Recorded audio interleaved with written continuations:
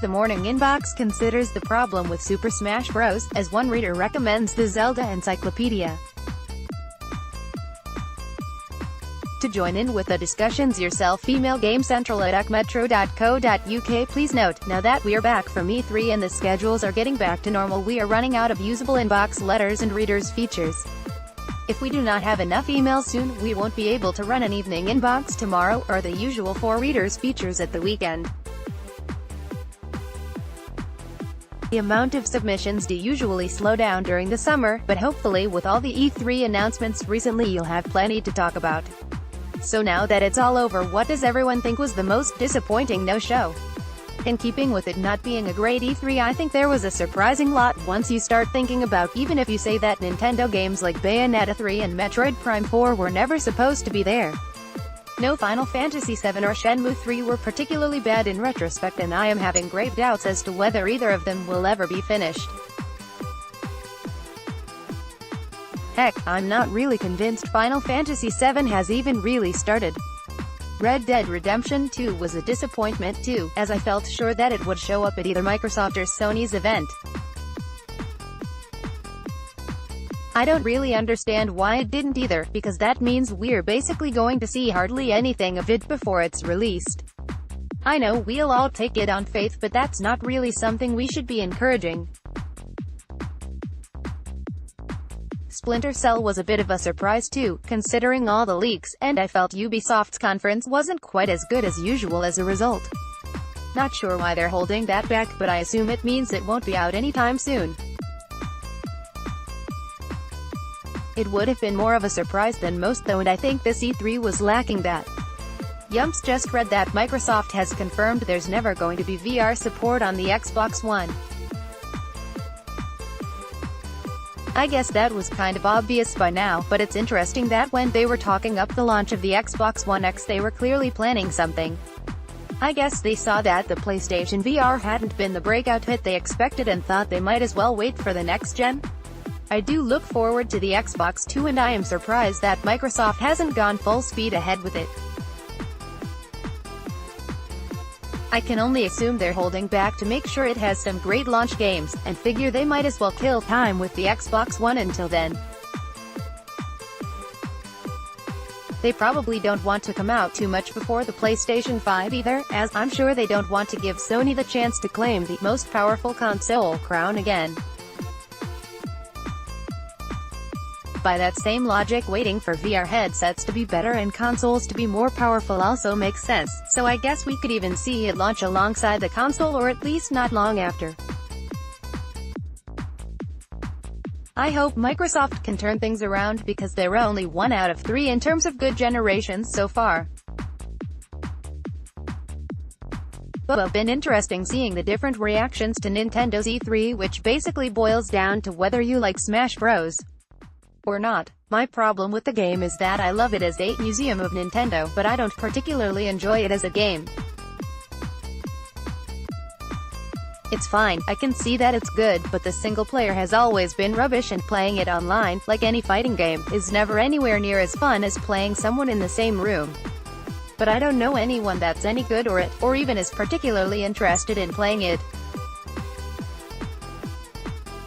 I can usually get just about anyone interested in Mario Kart, or even Mario Party, so looking forward to the new one of that, but casual gamers just seem to get bored and confused by Smash Bros.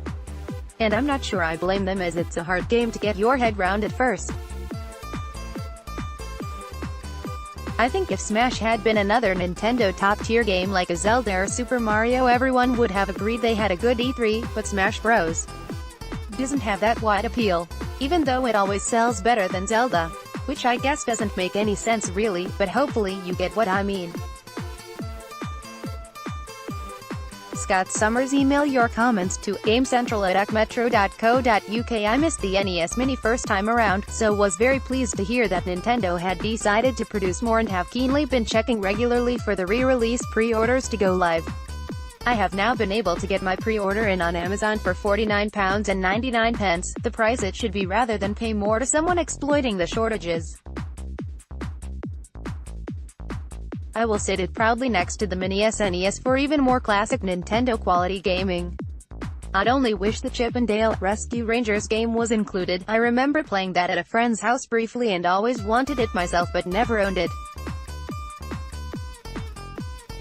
R1CH5TERPS, not sure if it's already been mentioned but it's now possible to pre-order Sony exclusives like Spider-Man and The Last of Us Part 2 on Amazon again. I think I will get a Spider-Man pre-order in.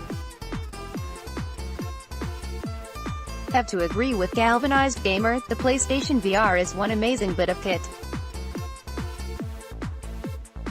I was lucky enough to be able to afford one recently, and after the usual rinsing of demos and shark diving, I've acquired a few games that are genuinely exhilarating. Wipeout is a game I've never gotten on with before, but in VR, holy hell. And that Star Wars mission? It hurt from smiling so much. My only letdown was the Spider-Man demo. It stops literally as it just gets going. Looking forward to getting stuck into Drive Club and continuing with my 7th or 8th playthrough of Skyrim, and, despite the graphics, it's properly breathtaking in places. It's just a shame the move controller option isn't more intuitive when moving around. But that first dragon fight. If you're unsure, then seriously, go for it. After demoing it, my wife can barely watch the Within videos without getting woozy, and it's definitely something you have to ease into, so no 8-hour Skyrim sessions from the off. If this is the future of gaming, I'm sticking around. The deleted PS, given your love of dinosaurs, will you be reviewing Jurassic Park Kingdom? GC, assuming you mean Jurassic World Evolution, the review should be up this morning. I think the discussions over The Last of Us ending are glossing over something fairly important. Firstly, that Ellie's sacrifice is discussed and she decides what she wants to do. You, Joel, then go against that wish, murder lots of innocent doctors, and then lie to Ellie about it. Even if you discount the whole saving the world angle, which is a little more significant than high and mighty ideals, he is still ignoring what she wants, murdering, and then lying to her, not for her, but for him. It's an entirely selfish act of murder and betrayal.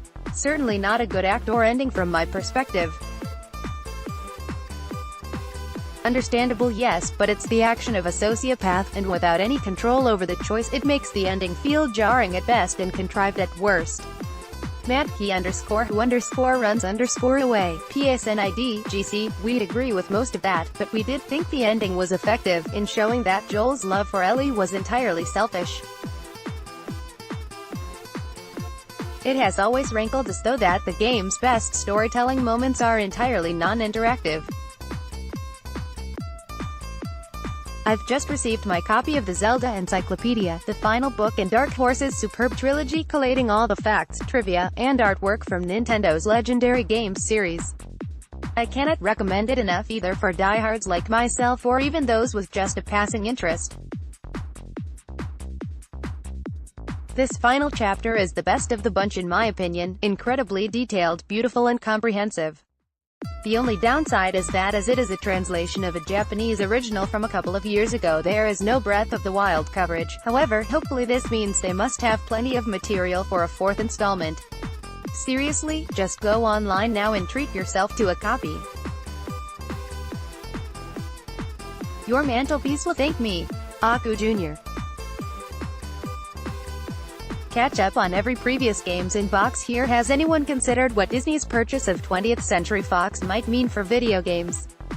Most nerds, and I assume everyone reading this is a nerd of some sort, are excited about it, because it means they'll get back control of X-Men and Fantastic Four, and that alone should have some effect on games, in that it'll mean Marvel will stop trying to only feature movie characters in their games. Something that could have really helped Marvel vs. Capcom Infinite. 20th Century Fox have dabbled with making their own games in the past, but they have a huge range of great franchises including Alien, Predator, Die Hard, and The X-Files. All of which have been made into games many times over. The question is whether being owned by Disney will make it more or less likely that these films will be made into games. It's actually kind of hard to tell because Disney was very quick to make a Star Wars deal, which hasn't really worked out for EA, but has obviously been dragging its feet for years with Marvel. The problem is that all of these are from adult-rated movies, so they're not going to make family-friendly games either, but I'd love to see a decent Die Hard game, rather than a decent game that just happens to have the Die Hard name attached to it, and a definitive Alien and Predator adaptation. It would make up for the recent films. Maybe even Mulder and Scully could be brought back in game form, now they're getting a bit long in the tooth on screen. There's lots of potential here, and I'm sure lots of other game-worthy movies I'm forgetting, so it'd be a shame if they just ended up getting locked in Disney's vaults along with all the LucasArts games. Dick Turpin. So, I had a message to say I can pick up my NES Mini this weekend. Thank goodness Nintendo saw sense and reissued a great product. However, my attention now turns to the rather netty-looking Neo Geo Mini. Did GC get to try it at E3? Animated Jack GC, we didn't, no. But we will try and cover it when it's released here.